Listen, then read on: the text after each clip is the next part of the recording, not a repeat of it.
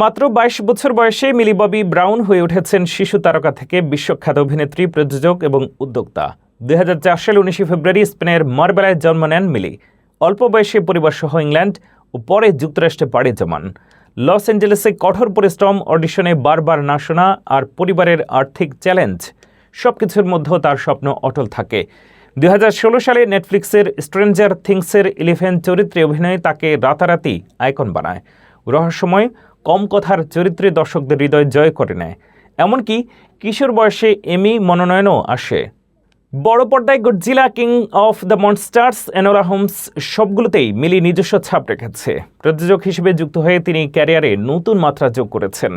মিলি ববি প্রমাণ করেছেন তিনি শুধু পর্দার তারকাই নন, সমসাময়িক ব্র্যান্ড সংস্কৃতির অংশ। অল্প বয়সে এই অভিনেত্রী বিপুল সম্পদের মালিক হয়েছেন। তার মোট সম্পদের পরিমাণ $20 মিলিয়ন বা ২৪৫ কোটি টাকার বেশি, যা টিভি সিরিজের পারিশ্রমিক, চলচ্চিত্র, ব্র্যান্ড এন্ডোর্সমেন্ট ও নিজস্ব ব্যবসা থেকে এসেছে।